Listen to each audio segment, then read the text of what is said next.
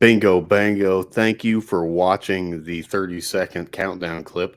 I am Derek Thompson, and I am back here with the Shadow Mark podcast with Mr. TJ Davidson. What's up? And tonight is going to be a good show, man. Just based off the last 15 minutes of getting the bullshit and talk, it's been awesome so far. That being said, tonight we're going to be introducing and welcoming very, very, very special guest, Staff Sergeant Ramiro Vazquez. Uh, introduce yourself, tell us about yourself, give us kind of your background story, what you're doing now, and then we're just going to start diving in, rolling in with your story, man. Nope. Sounds good. I did 20 years in the Army. I was a 19 Delta Bravo 4 or Cavalry Reconnaissance Scout Sniper. Enlisted in 1989, retired in 2009. I'm getting retirement pay for 20 years, 3 months, and 3 days, according to what the Army's telling me. No, wasn't keeping track. There was no countdown. Did 2 tours in Iraq, 1 tour in Bosnia, and I did a 30-day stint in Afghanistan as part of a MIT training team, lesson TTPs, tactic, techniques, and procedures, lessons learned. Been stationed Fort Hood, Fort Irwin, California, Fort Riley, Kansas. I was an OC at the National Training Center for the Dragon team. Did a stint as a recruiter for 2.5 years.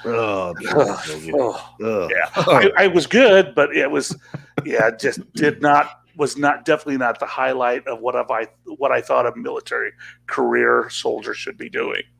Oh, I don't blame you, man. So I get that. So what was life like before the military for you, man? The life before actually prepared me pretty well for the Army, especially with my job, my MOS. So I was born in Omaha, Nebraska, raised in Alliance, Nebraska, clearing the panhandle and the boondocks of nowhere land. Stepfather, I know, right? They grow us big, strong, and stupid. Hell yeah, dude. That's what I'm talking about. But no, a tough upbringing. My stepfather would beat the crap out of us every time we got out of line, thinking that's normal. So when I did anything and everything I could to stay out of the house. So I was in concert choir, swing choir, a couple of musicals, wrestling, football, track. I even tried band for a year, trombone. Didn't make the top 10 list of Dude, that. I love this. I love that you're a choir geek and you were like, I'm going to be a football stud. I'm doing everything. Yep. Well, I don't know about the football stud, but I did get an award for the most improved. When I graduated high school, I was 163, 165 pounds, about 5'9", 5'10". Did National Guard, went to Kearney to go to college, and the deal, you can't spell drunk without UNK. So majored in what most kids major in when they're in college, alcohol and women. Realized that there was something more to life. So I went active duty and loved it. Basic training was a blast. Drill sergeant. So this will relate to how my upbringing got me prepared for the Army. My Drill Sergeant Ritter, Drill Sergeant Shireen at the Disney Barracks at Fort Knox, Kentucky. For our final APFT, he's like, we're on the top, our second or top floor, and he's like, are you ready? Are you motivated? Yes, Drill Sergeant. Are you motivated? Yes, Drill Sergeant. He hits me. My feet get tangled up. I go tumbling down the stairwell. My shoulder hits the bottom of the concrete stairwell, and my head bounces right off of the concrete. You can hear it reverberating through the halls, through the stairwell. Drill Sergeant Ritter, Drill Sergeant Shireen come running down. Vazquez, are you okay? And I am laughing my ass off. Just good. I'm serious. There were like tears going down my down my cheeks, and they're like, "Vazquez, are you okay?" I'm like, "Yes, Drill Sergeant." And they're like, "Are you trying to get a psych discharge?" I'm like, "No, Drill Sergeant. This reminds me of home." Yeah, this is just normal shit. This is normal life for me. Exactly. You just said that was 89? That was 89, Disney Barracks. Yep. Yeah, that's back whenever they used to beat everybody. Like Yeah. Well, hell, I remember it wasn't Drill Sergeant Ritter. It wasn't Drill Sergeant Shireen. One of our other drill sergeants, we had put the camo on. So we were doing some training. And the drill sergeant says, Brad Vazquez, come here. I get their position of attention. He goes, at ease. So some of you younger kids might not know this, but there's a wax pencil that has like a paper thing you just unravel. Yeah. And that was our old dry erase board. So I had my camo on. He goes, Vazquez, come here. And he tries taking that wax pencil and try to draw black lines on my face to make me look cool, I guess. Wasn't working. So he grabbed his lighter. He put it underneath it, blew it off, still nothing. So he lit it like a damn candle. And it was burning by itself. He's holding it there. And this wax stick is burning. And then he puts it on my face and goes, oh, that's better. And he just starts drawing lines all in my face over my camouflage. It looked pretty good, I guess. I like the idea that he was trying to draw a mustache on you, and you already had a mustache, probably. No. Joke's on you. He was drawing dicks. Oh. Hey, you say that like it's a bad thing. Yeah, it's pretty normal, I think. That's pretty common, normal thing. Everyone loves it when that happens. Been there a million times now, sadly enough. Yeah, that's why I grew the beard, actually, so people quit doing it. Yep. Right. Yeah. Unfortunately, in my current job, this is about all I get to grow. And what's your current job? I am a police officer at the University of Nebraska at Omaha and University of Nebraska Medical Center. So I've actually gotten to hear, courtesy of your nephew, some fun stories. I've heard you've had some good times doing this. Oh, yeah. It's fun. It's interesting. First and foremost, I love helping people. And Joey will tell you, my nephew, that, I love helping people. But every once in a while, you get those individuals that just don't want the help. They are hard-headed. And it is what it is sometimes, You have individuals. Let's see here. I don't want to get in trouble too much at work. I haven't done anything illegal, which, but sometimes you get people that you're trying to talk to them and trying to convince them, listen, you need to do this, and this is the procedures, and this is how I can. There are certain things that I can do to help you, but there are certain things that I can't do. It's out of my scope of expertise. You find an individual, you pull them over for whatever the violation, expired light, running a red light, so you pull them over, and it's a lady. She's 9 months pregnant. She has 2 little kids in the back seat, and she has a warrant for her arrest. It's like, I'm like, exactly. What do you do? We have cameras on us, and our cameras, keeps everybody. There's your side of the story, there's my side of the story, and then there's the camera. There's reality. But it's a two-edged sword, a double-edged sword. Back in the day, they can say, okay, your warrant is for a traffic ticket. You're pregnant. You've got 2 kids. Go take care of your business, okay? Bye. But with the camera going, we don't get that. We are mandated. If they have a warrant, they will be arrested on the spot. You have to follow the books, right? Exactly. So, what's the most interesting thing you've dealt with so far on the college campus? Oh goodness. Let's see here. There's one day it was just one of those days where when I was in training, it was just back to back to back. Some of the weirdest stuff that you could ever imagine. I'll get a call for a naked guy. Naked guy up on a floor. And next thing you know, all we hear on the radio, there's blood everywhere. So we're like, oh no. So we're running. We get there. It's an elderly gentleman. He's has mental health issues, Alzheimer's, dementia, something along those lines. And he's in the elevator tall. I'm 6'1". He's at least 6'3". He's butt naked, splayed out like this, with this crazy look in his eye in the elevator. And on the left-hand side, on either side of the elevators, are the medical attendants, the staff, holding it open so he doesn't leave. And there's blood, but it's blood from him. He slipped and fell and hit his head. And as we all know, your head bleeds like bleeding. crazy. Yeah. Oh, yeah, it does. So we get there and we escort him back. Hey, Officer Vazquez, we're here to help you out. And he sees the uniform. He realizes we're police officers. So he comes with us and we take him back to where he needs to go. Good ending. Then about an hour and a half, 2 hours later, another naked guy fell asleep with a blanket around him in front of one of our business establishments. And this guy, he's a Karen. He just doesn't want to hear it. It's everybody's fault. I'm like, all we want to do is get you someplace that's warm and get you out of the public eye. If you need a ride somewhere, we will get you a ride somewhere.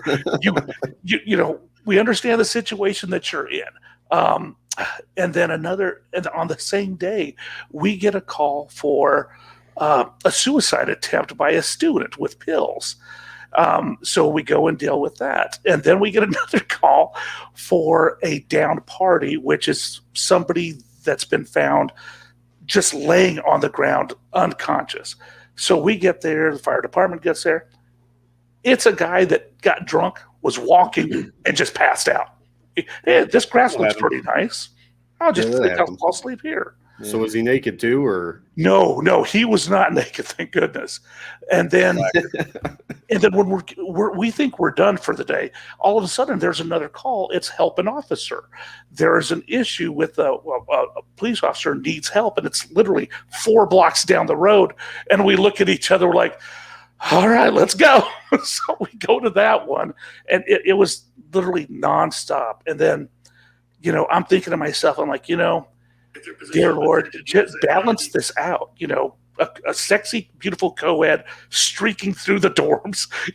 Something just even balance this out. The next day, a naked lady in about her late 60s, early 70s in the emergency room, naked, and she's throwing stuff. So we go in there.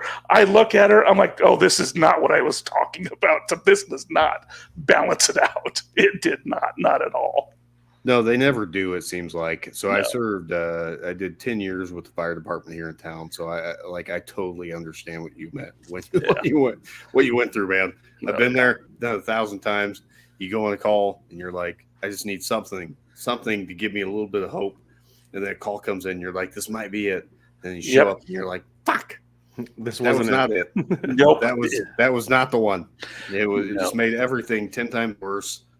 Now I have this image stuck in my mind now for the next 10 years. Yeah. And thanks for bringing this back, because now I have that image stuck in my mind. Yeah, I'm glad. That's what I'm here for, man. I'm here to help, and I'm here to bring up bad memories, I guess. Yeah, that's our job, is just, make your life more miserable. Oh, yeah. No, thanks. I appreciate it. Oh, God, man. But no, I'm sure you have just a ton of stories from that. But let's go back to the military. We'll backtrack here. We'll go back through this. Let's go through the earlier part of your career and just kind of work from there and start moving forward with that, because you've done a lot of shit, man. From 1989 to 2009, that's a good amount of time. Yeah.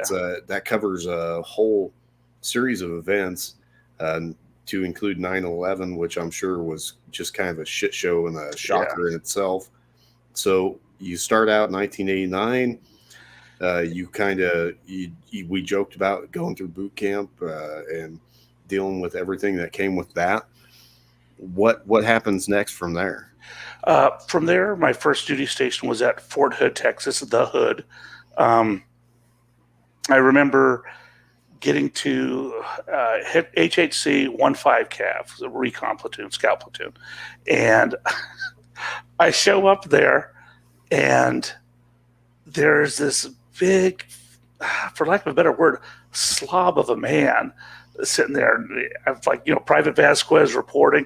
He looks at me, looks at my last name, sees it's Vazquez. He goes, "Oh, fuck, not another one." I was like, what the fuck did I do, dude? I'm like, trust me, I'm more redneck than you. I've been, dehorning cattle, branding season, calving season, all that, fence post, whole digging out on some farmer's ranch is my first job.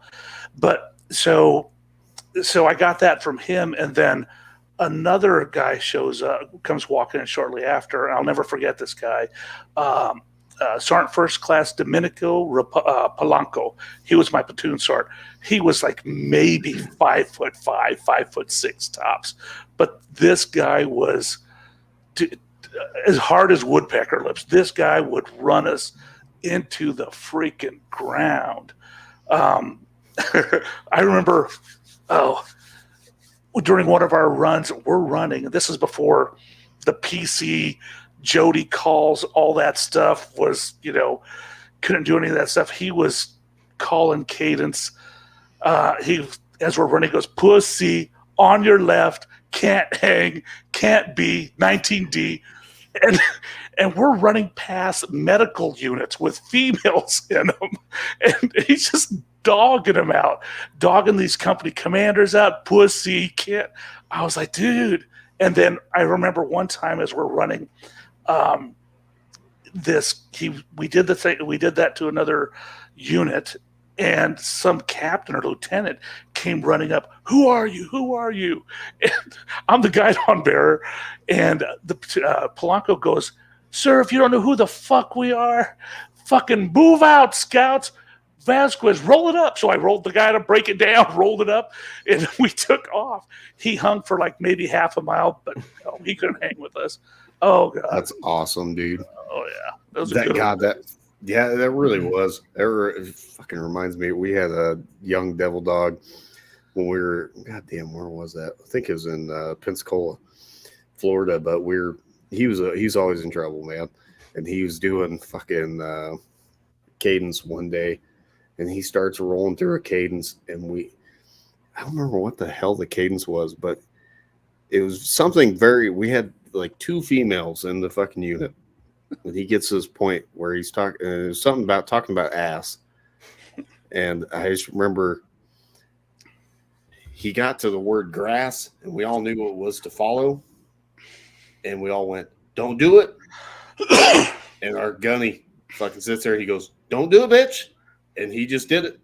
He went full on, and he did it. And then the whole fucking run got pulled to a stop for a good 15 minutes for him to get his ass chewed. And it was fantastic. This kid ended up fucking like having to break out of the barracks and shit. He was all over the place, man. He was awesome. I loved him. He was good shit. But yeah, I know what you're talking about when you like just in good old cadences, man. Well, here's I'll just a couple of snippets from one of the cadences that he would say, that he would count. I'm not going to do the whole thing because it's long and it gets worse as it goes along. Let's see. "I wish all the ladies were holes in the road, and I was the dump truck. I'd fill them with my load. Hey, Baba Reba, ho, Baba Reba. I wish all the ladies were bells in the tower, and I was the bellboy. I'd bang them every hour. Hey, Baba Reba." And it got way worse from there. Way worse. But so he was just living his best life, man. Oh yeah. No, it was awesome. It really was. By the time we got to like our 5th, 6th, 8th mile, we didn't care anymore. It was just, in that rhythm, in that cadence. And yeah, it kept our mind off of everything. Yeah, as I say, it kept your mind distracted and kept it from going to bad places. So looking back and being able to compare things from how it was then to how it is now, what do you see it as now? Like, how do you feel about that? Well, there's some nostalgia. Well, there's a lot of nostalgia, obviously. I think that some of the things that I went through in basic training in an advanced course, AIT. You're good.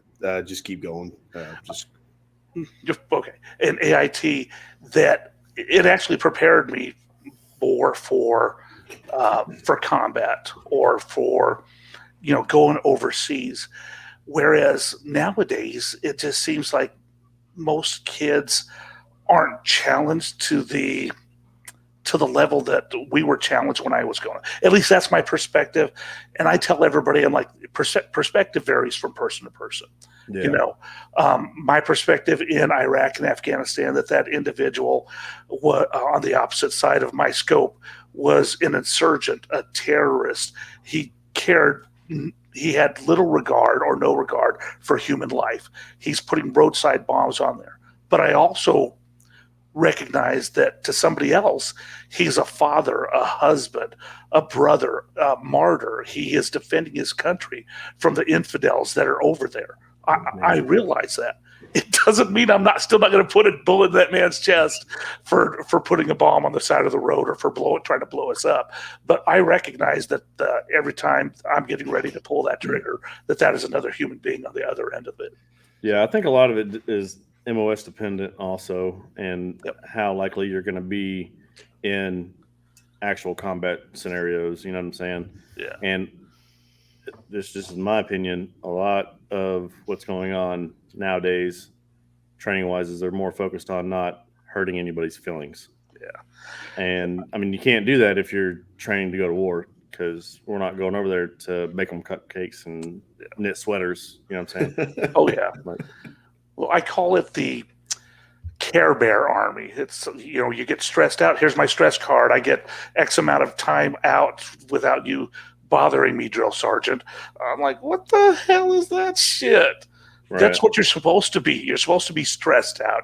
You're supposed to be physically at your limit, physically, emotionally.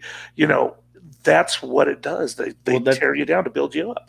Well, that's how they train you also, because if you're in these situations, like, that's how it's going to be. You're going to be the most stressed you've ever been, and you're probably going to be more tired and more physically exhausted than you've ever been, but you still have to comprehend what's going on and make sound decisions and execute the mission at hand. Exactly. Shoot, move, kill, and communicate. And I tell the kids, I'm like, playing this game doesn't equate to looking at a scope or, going back to after you've engaged an individual and then picking up body parts, to bagging and tagging that shit. It doesn't equate back and forth. I had another spotter. We went, did our job, conducted our missions. We came back and he couldn't take it. He took his life.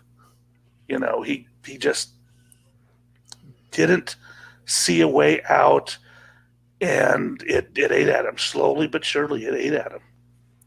Yeah, and I'm sure you've had many examples of that going through in your career and dealing with things that you've dealt with, which, I mean, we're, I guess not premature, but I guess it's a good intro point for talking about the mental health side of this. How do we change the outcomes that we're seeing right now? Because we have military members that are dying probably closer to 36 to 44, 46 a day are committing suicide, roughly, based off the last numbers I saw anyway. Obviously the 22 is a big thing. We all know the 22, but it's definitely more than that. Yeah, so it's far more than that. How do you see that? You've dealt with it for a lot longer than we have, and what's your experience been with that? Well, everybody processes things differently. Me, because of my upbringing, like I said, growing up the way I did,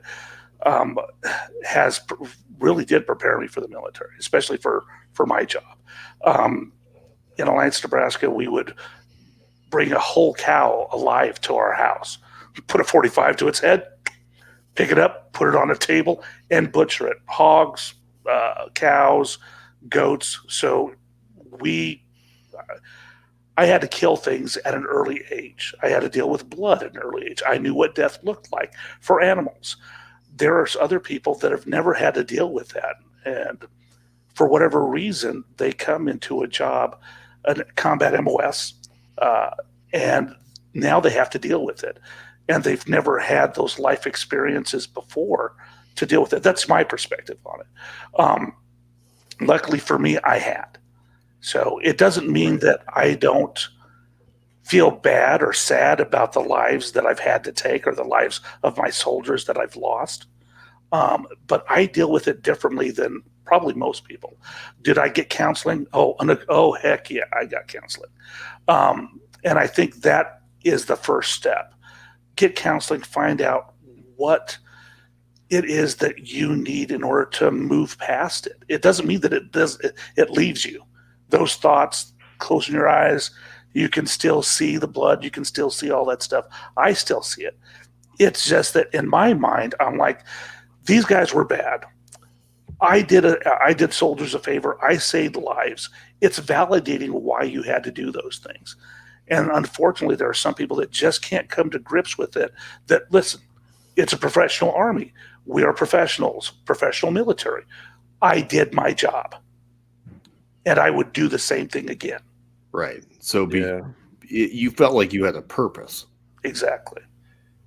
And so do you think that's like kind of the missing, I don't know what you want, missing link, I guess, in all of this is that, we're in and we have a purpose. When we're doing it, we have a purpose. Then when we start connecting the pieces, there's like this lack of purpose. I believe that's part of it, but I also think that once we get out of the Army, it's hard to make friends as a soldier once you get out of the Army. It is. For me, I live in a house with my girlfriend. I have coworkers that come over and stuff, but do I have that one buddy of mine that I'm like, hey, dude, I'll call you up, bullshit, have a couple of drinks and stuff? I do, but those are the guys that are in the Army. I don't have a civilian buddy of mine that I can say, dude, this is I would go to a fucking bar with him, and I know that he'd have my ass if we had to throw down. There's not one civilian that I can say that about. But I've got, 3 buddies, and you know who you are: Scotty, Moody, Hellman. Those are my 3 buddies. Yeah, that being said, hey, like Jason just said, man, come out to Hero Stock and you're going to find a whole new family. He's running Hero Stock, and it's going to be in Ashland, September 9th. If you get a chance, I'd love to see you out there. Oh, heck yeah. When is it? September 9th. It'll be in 9th. Ashland, I believe. Okay. You can correct me if I'm wrong, Jason, but I believe that's where it's going to be, around the Bend Bar and Grill. Something like that. Sound right?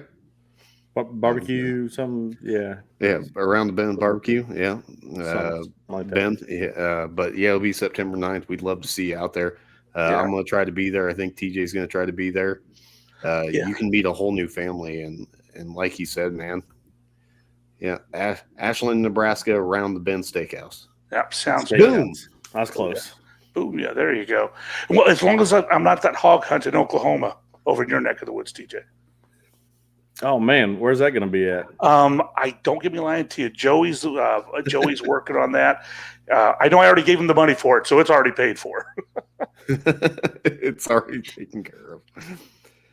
Yeah, it'll be September 9th. It's going to be a good time, man. He's got entertainment. They've got some big bands coming in. I believe he's going to have Scotty Hastings, who's just effing incredible.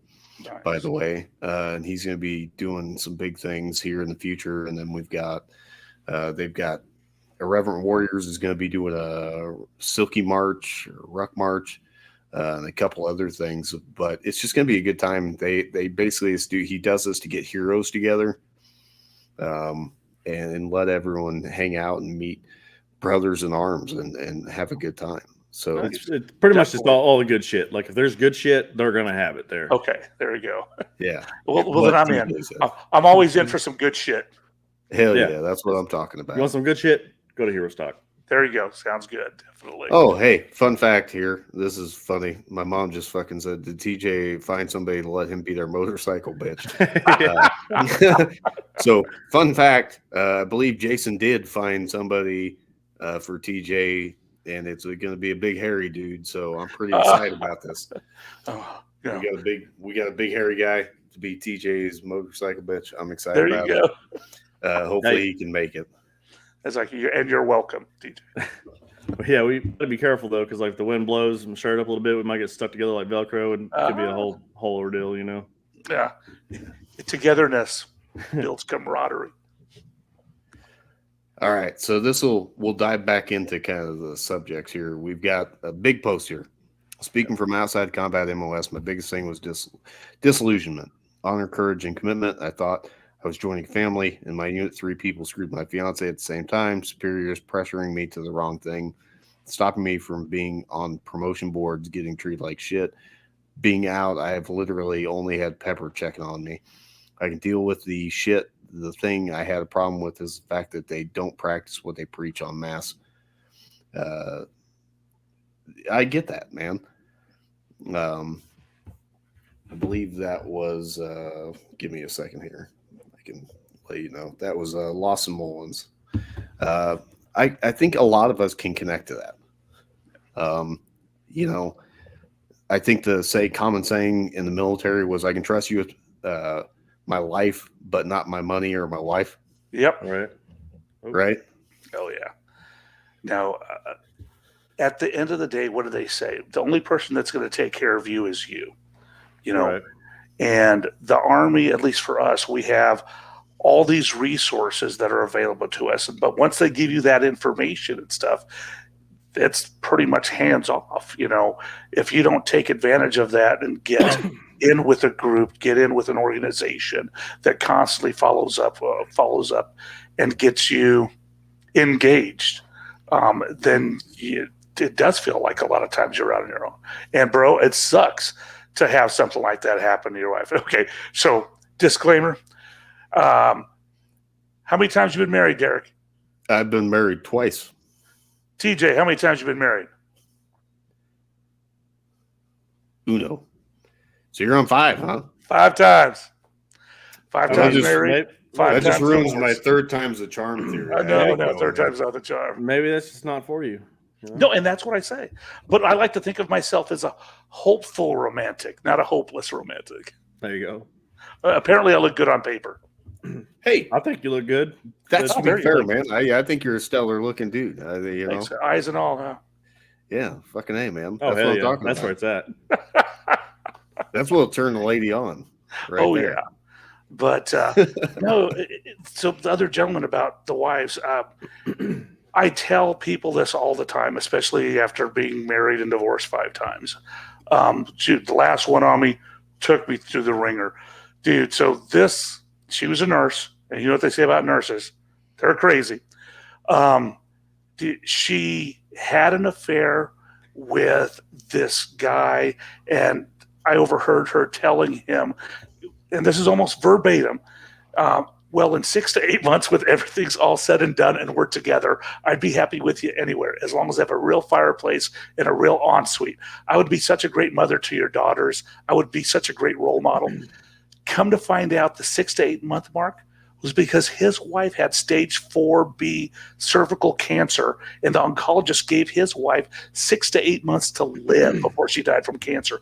And my wife at the time was making plans to live with this guy and marry him and all this other stuff once his wife died. And it was a patient at her hospital. That's insane, man. So what I tell people is, no matter how amazing and incredible you think that other individual is, male or female, you know, if you're a girl and your guy is amazing and incredible, there's a reason why they were single when you met him, because somebody was tired of their fucking bullshit. Yeah, that's that's a good point. There's something to be said about that. Yeah. So for the gentleman that said, you know, that happened to his wife, no matter what he thinks and stuff, it was a terrible thing that happened to him and his fiance. There's always somebody out there. It's never that relationship. It's never the end all and beginning all of your life. There's something else. Yeah, absolutely. It's not the end all be all, Yeah. man. Trust me, 5 times. And I was gonna say, I'm been married twice. They're both divorced twice.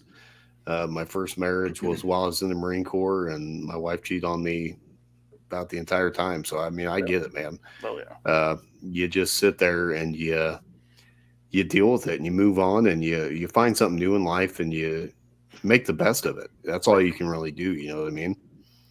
Oh yeah. Find what makes you happy. Exactly. And even if you have to do it 5 times. I was about to say, apparently women make me happy 5 times. I've got a girl, good lady that I'm with right now. Her name is Callie, and she's like, "Well, we're practically married." I'm like, by that logic, we're practically divorced. You're like, I'm going to keep it that way. Too. We're just going to be practically married forever. We're just going to be practically married for the sake of myself. Just keep going for it. You know, like statistically. Eventually it's going to stick, right? Oh yeah. Well, what was it? In the middle of the divorce one time, what was it, when Donald Trump was running for presidency and we had these women's marches everywhere? You know, they had a women's march here in Omaha, in downtown Omaha. And yes, I was in the middle of the women's march supporting them live on Facebook. And my buddies are like, "What are you doing?" I'm like, "Dude, the odds are in my favor right now. I'm surrounded by women. Come on." Really? I like the idea of you sitting in the middle of the women's march in a vagina hat. Cats right now. I was actually yelling what was it? The Husker chant. Go Big Red. And then they were all go Big Red. Exactly. So that's awesome. I could yell any woman's name, and at least 3 of them will turn and look at me. Jennifer. 3. No. You. So a buddy of mine taught me this trick. What you do is you say, "Hey, baby," and the one that turns around, that's it. That's it. Oh, very good. Marriage. Nice. I need to try that. Use that. Yeah. Good Lord. Yeah, just go to the bar and be like, hey, baby. And the one turns on. This is science. Now we're diving into science. Well, the science portion of it was that the crazy hot matrix. Yeah, have you seen that crazy hot matrix? Oh yeah, find that unicorn. Yeah, they don't. So you have the crazy hot matrix, and then the fuck around and find out. Yes. And everyone loves the F around and find out matrix. You know? Oh yeah. That would have been ex-wife number 4. Extensively. My buddy actually just used that at work like last week. Yeah. This week, I think it was. I walked in, I see the F around and find out matrix. Oh, jeez. Drawn on the board. And I said, "So who screwed up?" Yeah. He's like, "Man, they wouldn't listen. They didn't believe me. They wouldn't. They didn't want to go with what I said. So here I am." And I was just like, "Good for you, buddy." So they found out, right? Yeah, so they did. They found out. And they had to make things go their own way. But we have in my family, I have 2 brothers and 2 sisters, an older brother, older sister, younger sister. I am literally that middle child. So we have this family saying, it's a family motto more than anything else. If you want to play fuck, I'll play fuck.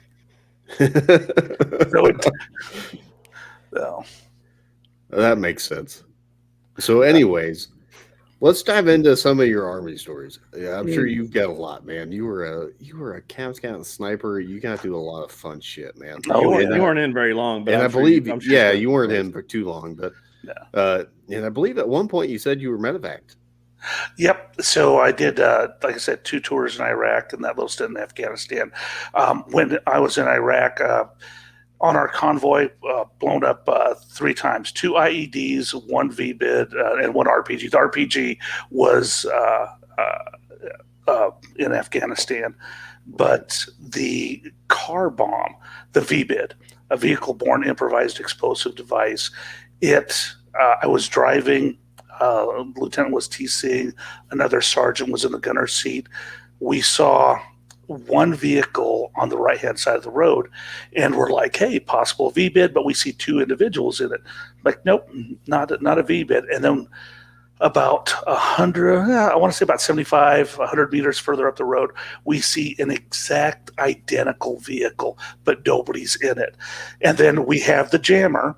We have an ice jam, but that ice jammer is in the lead vehicle. and it only covers so much to be able to jam a signal. Right. Well, I'm the third vehicle in the convoy, and I'm like, oh, possible V-bit. So I drive all the way over to the left-hand side. The vehicle's on the right. I gun it as hard, as fast as I can, and sure as shit, it blew up on us, took out 3 of our tires, took out our air conditioner. I'm going sideways like this at about 50 miles an hour. And I'm like, shit, I got a flat tire. Then I go ahead and turn to the left to try to straighten out. Then the right side of the vehicle, passenger side, starts sliding.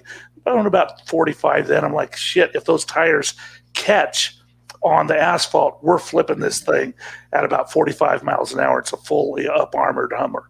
So I'm able to get it back under control. I go straight for the sand. As soon as I hit the sand, I just pull that e-brake and pop and hit my brakes. I'm popping that e-brake, letting that sucker dig into the sand. So we got there, bells were rung, knocked out our communications. It was just, it sucked. And then we all look at each other and we're like, is everybody okay? We do the IED check, the bomb check, fingers, toes. Yeah, I still got my head. Head, shoulders, knees, and toes. Exactly. Yeah. And then we just start laughing and yell, "You fucking suck! You fucking suck! You can't even kill us, you stupid mother!" Yeah. So, and funny we should mention that. I just my Lieutenant DeStefano, he grabbed the license plate of that thing and made awards, or not awards, I guess, little commemorative things. So I have part of it. They have part of it broken up in 3 parts, and he has a little blurb: survived direct hit, biggest, largest explosion. My platoon sergeant was right behind me. When it detonated, he saw nothing. I'm talking the explosion took over the side of the vehicle, over the 4-lane road. It was a massive explosion. All he saw were parts above the smoke and the explosion, and the sand flying everywhere. He literally thought we had disintegrated. The explosion, there was that much explosives in that vehicle. So you're all right. And, yeah. Well, so how do you end up getting medevac? So part of that explosion afterwards, adrenaline hits you. No, I'm good. And then about 3 or 4 days later, I'm like, oh, my back is getting stiff. I don't know what the hell's going on. About a week later, I'm in the shower at the base, and all of a sudden, my whole back locks up on me. There is a bone fragment that, when the explosion hit, took a part of my spine and took a part of the bone and chipped it off. So I started losing when I went down on all fours.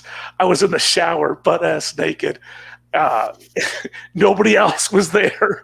And I'm crawling out of the shower in pain, trying to reach up, because, you have the coat hangers and the towel hangers, and my M4 is up there. So I'm trying to reach up, like, in serious pain. I can't move to grab my M4 so I can crawl all fours to the aid station. Get there. Like that, you were committed. Oh, dude, I've never felt pain like that. But it took a while for that shit to hit me. I was like, what the hell is going on? I'm the guy that's jumping, moving around, picking shit up, and all of a sudden I'm down on all fours like a little fucking bitch. I'm like, what the I need to know if you crawled there to the aid station butt ass naked, no, wet after the shower, just covered in fucking mud and soap and I was shit. I was able to get my shorts on and my socks on, but everything else that was it. And I'm on my hands and knees crawling.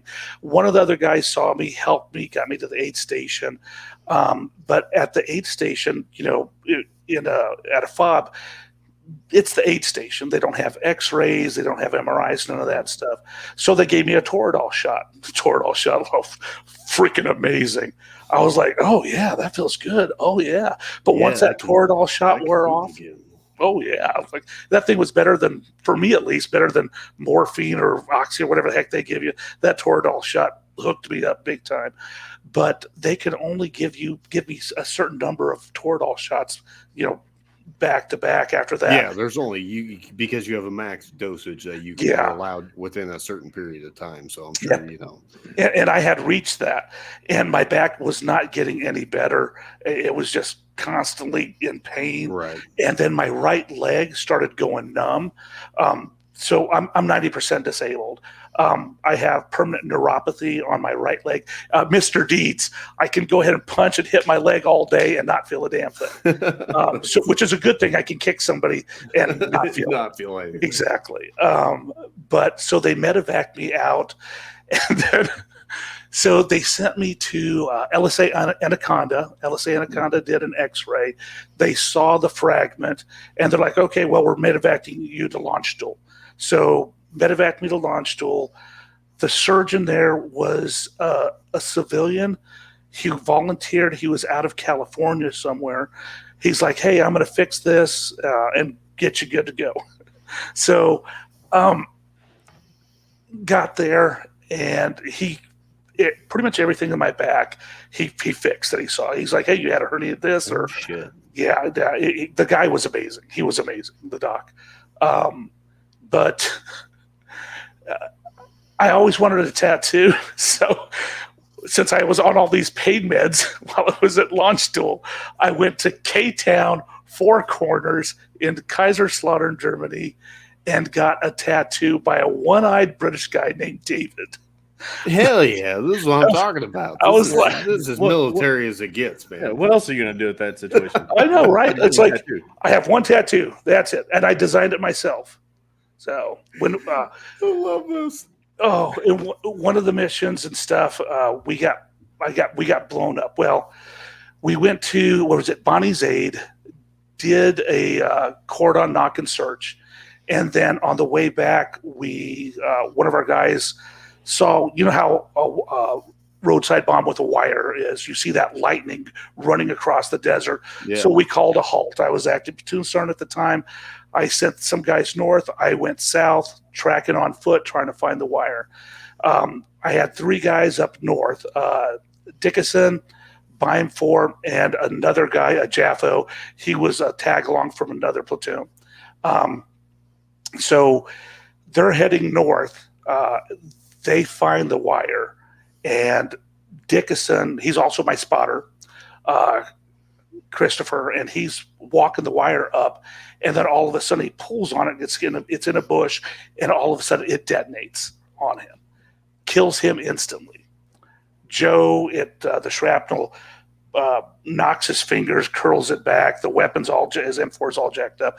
Shrapnel got underneath his abdomen, underneath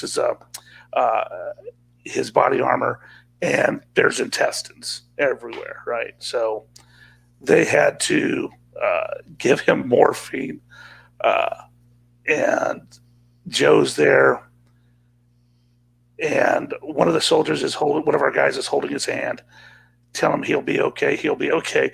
And then Joe's like, "Be positive." And the specialist said, "That's right, Sarge, be positive." He's like, "No, be positive." "That's right, be positive. What's ETA for the bird?" He goes, "Fucker, blood type, be positive." I was like, "Yeah, you can't make this shit up." Oh my God. No, man, you've been through so much. So what's the mental side of that look like for you?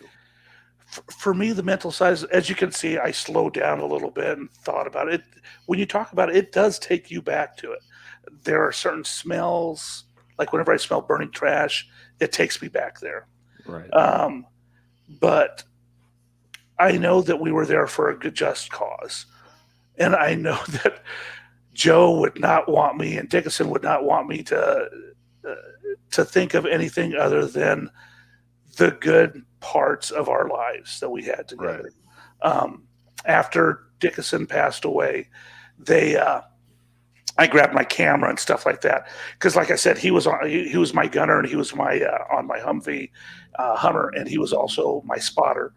So, without realizing it, after we got blown up and he passed away and stuff, given that last full measure of devotion in defense of this country, I'm looking through my camera. He grabbed the camera before before we got blown up, did not realize it. And he took a bunch of selfies with my camera. And I found those after the fact. Yeah. So good, funny stuff. And Joe Beimfor, Staff Sergeant Beimfor, he was my roommate in my chew. And so now I had a room, chew, all to myself because he got medevac. He did survive. One of his legs, it blew his leg off from just below the kneecap. The other leg, there was an entrance wound on mid-thigh, but no exit wound. Well, come to find out, it was a piece of shrapnel that hit that thigh mid-on and hit the femur and just shattered it. And when it shattered it, it just tore up everything in there. All the muscle tissue just destroyed it. So he lost that leg from the hip socket down. Yeah, and then he had a tube. He has a scar from here all the way down to below his belly button and all the way across to the rib cage. I'm sure that sucker's hard as woodpecker lips. And then they're like, "Hey, Vazquez, since he's your roommate, you need to pack all of his shit up to send it back to his family and send it back to him." I'm like, "Okay." And I look down there. I'm like, "Oh shit, he's not gonna need." We wear the same size boots. Joe, you're not going to need these. I left a note. I put all this shit, a couple of his boots and a couple of the new socks. I'm like, dude, honestly, Joe, you're not going to need these. So I needed socks. You're in a combat environment. I was like, dude, I need socks. So I kept some of his socks. I kept his boots. Joe was a great guy. He had a. You're just like, hey, man, you ain't got no legs. Love you like a brother, Joe, but you don't need the socks no more. I said your gloves, but not the socks. Just keep your feet warm, and you ain't got no feet. So, so yeah, listen here, homie. I mean, you just got to deal with what you got to deal with. Exactly. And he got out, went through rehab, whole 9 yards, became one of the, on his wheelchair, you know how they do the races on the wheelchair? His arms were freaking massive and huge. Met a lovely lady, had a child, and then unfortunately, don't know where he got it from. I assume it's from all the stuff that he had inside of his body internally. He got cancer, and he passed away. Joe passed away from cancer. That sucks, man. Yeah. But, I mean, that's the one constant, life change and death. So that's the thing, though. So how mentally, how do you sit there and do you, deal with this? How do you understand this? Because I feel like there's a lot of people out there that they don't deal with it. They don't understand it. They don't know how to, take it in. And I know you had a tough childhood. You've just been tough from the get-go. But I mean, mentally, how do you sit there and bring that all to terms? Like, how do you sit there and say, "Hey, this happened to me"? Yeah. For me, I look at the guys that are no longer with me. You know, Dickinson, Turner, Beimfor. And the list goes on, unfortunately. And I'm thinking, what can I do to make them proud of me? What can I do to honor them? Would they give up? Joe sure as hell didn't give up. Dickinson didn't have that. He was such a good kid, Dickinson, my spotter. 26 years old, in the prime of his life. You know, there was so much more ahead of him. What kind of dishonor would I bring to them by not doing the best that I can to help other people? I'm the kind of guy, even in uniform, I'll go to McDonald's. And when I pay for my meal, every single time, I'll get the vehicle behind me. Every single time. And every time I do something like that, it's in honor and memory of my guys that I've lost. You know, it's just one little thing that I can do that helps me deal with it. You know, it's not what would Joe do or what would Dixon do? Because Joe wouldn't have bought the son of a bitch his meal. He wouldn't. He was a cheap son of a gun. But in his memory, I do something good. I try. And I think that's all we can do is just try. Find that one thing that makes you happy. I love to fish. So I bought a house that's about 4 blocks from a lake. Unfortunately, this fall they drained it dry. So I'm like, I can't fish now. But I work from 7 a.m. to 3 p.m. As soon as I get off of work, open up the garage door, get out of my uniform, throw a rod in the bed of the truck, and I'm out there on the lake fishing. So you're just doing what you can to live forever on that, you lost. Exactly. They can't do it. So I'm trying to, because Joe liked to fish. Dickinson, he was just a troublemaker in a good way. In a good way. He was one of those individuals that had a dry sense of humor. Didn't say a lot, but when he said it, we were all on the ground rolling. We were all in tears. Welcome to TJ. That's Mr. TJ Davidson right there. Yeah. I've got a picture of us when he's so whenever we go through CLS, Combat Lifesavers, we have to stick somebody, and I would always volunteer to get stuck because I've got these huge ass veins. So it makes it easier for them to pass. Yeah, just go ahead and stick Vazquez. Yeah, just go ahead and stick me. It's okay. Hell yeah. And I've got a picture of Dickinson, has a tourniquet on there, and he's trying to get the flash and put that catheter in, and then we would play games. We would see who could give themselves their own IV.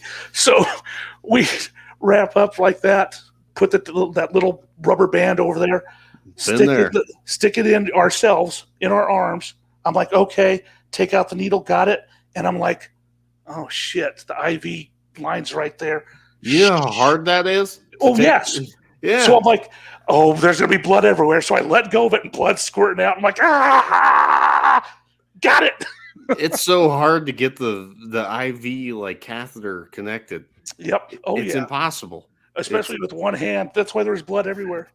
Fun fact, I'm sure that they don't. It's not called CLS anymore. It's TCCC, and you no longer learn how to give IVs. Oh, you serious? Yep. Wow. Way to ruin everything, TJ. Way to go, Buzzkill. I know. Jeez, I'm here for you guys. Everything. I told you, I'm just here to make it work. That being said, I've asked a lot of questions. TJ, what do you got, man? Oh shit! So from '89 to '09, right? Mm-hmm. So, how much change did you see from just the way that it was when you first joined, and then by the time you retired, with like, well, this is in the old Army, Well, and I think that there's obviously a change from the time I got in to the time I left. I mean, obviously. I remember we could no longer do the Jody call cadences. So I would have to take the guys out on the tank trails and sing my Jody calls. If not, we would get in trouble. We'd get written up or have to show up at the first sergeant's office, the sergeant major's office. It's never a good thing to go to the sergeant major's office. But I could see a difference in, I wouldn't say the quality of soldiers, but I would definitely say their demeanor. They're softer.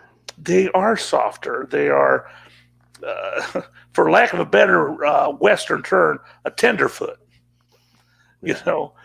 They just didn't seem to have the same grit. I remember soldiers.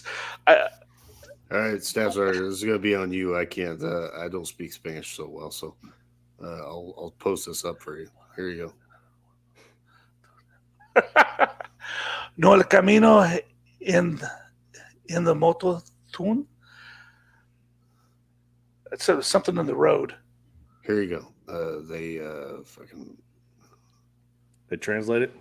Yeah, not really. No, it didn't. I figured you'd have a better guess than I do. Oh, nope, none. I speak it. I don't write. So, but no El Camino in the moto run. Run lots of laughs. I fat fingered it. Like El Camino, like the car on the moto run. Oh, El Camino. Oh, the El Camino. Yeah. Yeah, no El Camino in the moto run. I just figured they were trying to speak Spanish, and I fucked that up.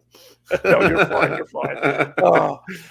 But yeah, it just seems like they're a little bit different. No, they're smarter on certain things, but I think Right. they lack. Some of them lack life experiences. Um, but I can honestly say, even with all that stuff, our military is, from what I've seen of what's going on in Ukraine to the Russian army, conventional warfare, we would just devastate the Russian army. And it's just, I was surprised, pleasantly so, how fast Ukraine had been able to decimate, stop, rout, and push back the Russian army. Seeing some of the videos of their vehicles, Russian vehicles, just in a line on a road, I'm like, okay, Right. what happened to herringbone? What happened to establishing basic security? Dispersion of your forces, just the basics. They lack the basics. Well, hit me up in like 5 years, and I'll let you know how it went.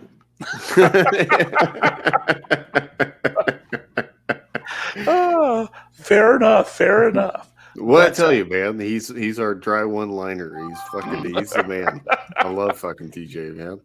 Oh God. yeah, but it's definitely a different force. For the good or for bad. I believe that you make it what it is.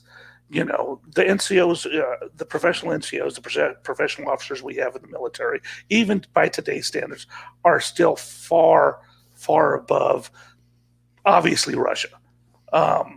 So my concern is, for the overall world at large, is, fighting multiple fronts, fighting China, fighting Right. fighting Russia, fighting all these North Korea simultaneously. So thank goodness we've got NATO, because even though we spend more money per GDP than any other country out there, we definitely need. It's definitely going to be interesting if the shit hits the fan. Yeah, for sure. So I mean, it goes back to like just classic instances of alliances and everything that happens with war. Yeah. Oh yeah. Well, I have another question for you before we shut this down. So, whenever Derek asked you about how you deal with your past and everything that's happened, it seems to me like you focus more on like the good times and the humor side of things rather than focusing on all the negative. Yeah. So how hard is it for you to make that happen, to keep the negative out of your mind when it comes to talking about everything that's happened? There are certain times, like anniversaries, when Dickinson passed away and Joseph got blown up, or when Turner passed away. It's those days that are the hardest. Those days where it actually, you actually lost to some of your brothers in arms, and that brings a whole new meaning to the word brother. I have my two brothers from the same mother, and I have my brothers from the military, and unequivocally, I would lay down my life for them back then as I would still today. But losing one of them hits hard. It does. But those days are a little bit harder than most. I keep myself busy, doing things that I know that brings them honor, that brings uh, a sense of accomplishment. I have a list of things that I normally do. I'm kind of anal in that. I love a list. I love checking that list down. And so I make sure that I try to have my list ready for that day and stuff, so that I just focus on that list. And at the end of the day, I'll have a beer, or I'll have a shot of tequila. And I was like, thank you for what you guys have done, for your sacrifices. I love you, brothers, and I miss you. And that's how I honor them. But I don't drink a lot. Everything in moderation. But that's how I do it for myself personally. It just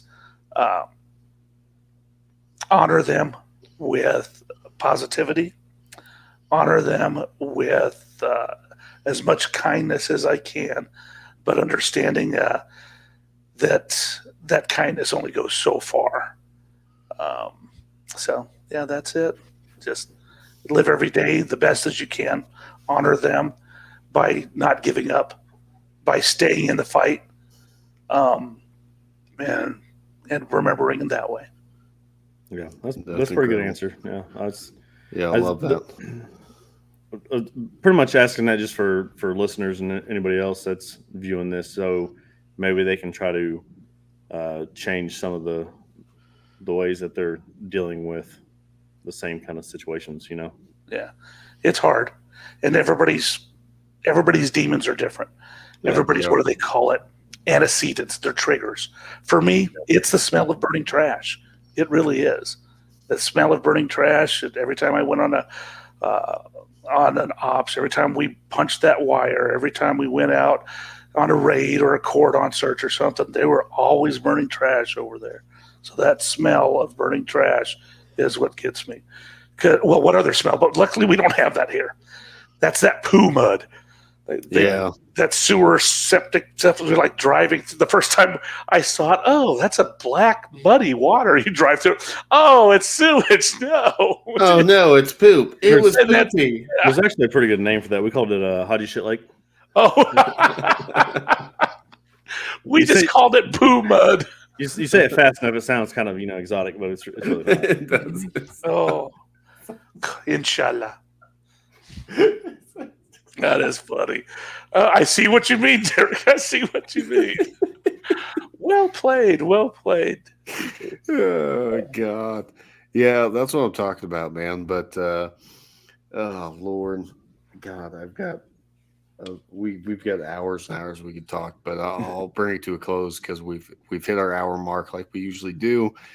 And it's been awesome, and we're gonna bring you back. I think bringing you back would be awesome. Talk more stories and just have fun. We need that, and it's great to talk to you because we need more fun in the world. We need more people that have a optimistic look at everything, and it's so great to have you on here because you have an optimistic look at things. I get why Joey loves you so much. He's a great kid. It's incredible. I mean, it really is. So that being said, so we usually wrap up our episodes. We like to talk about what you took from the episode. And we always start with our guest. What did you take from talking today? That the demons are still there. The memories, they never leave us. But how we deal with them, the adversity that we face and the way that we face them, that's what brings honor and to the memory of those that we've lost. So remembering that has helped me. That, paying it forward, helping somebody that needs help, and doing that in my brother's memories and for those that are no longer with us. That's what helps me out. That's awesome. If you had any advice that you could give somebody that's just struggling, what would that be? Talk to somebody. You are not alone, brother. You are not alone.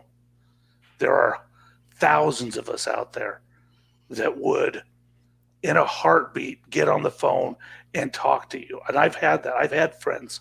I've had people come and talk to me. Hey, can I talk to you? I'm like, oh, heck yeah. Heck yeah, you can talk to me. I will talk. I will listen. I never tell people what to do. I don't. I give them options, and it's up to them to make that decision on what they want to do with their life. But the only way out is for you to face it in your own way, but in a positive manner. Right. That's incredible. Yeah, I love that. I mean, you're absolutely right. That's great. TJ, what'd you take from this week's episode, brother? Man, I think it's just the positivity for me. Even talking about losing your brothers, and you watched it happen. You were there, and you still while even telling the story, you were kind of laughing while you're telling the story because you were talking about like, they were joking around like, be positive and like, no, bitch, I'm talking about like, my blood type is B positive, like that's how it's just the perspective of it, like instead of trying to focus on how bad the situation was, you were more focusing on like the humor in the situation and stuff like that, and just staying positive the whole time. Like that, I really like that. Yeah, I do too. That was my biggest takeaway.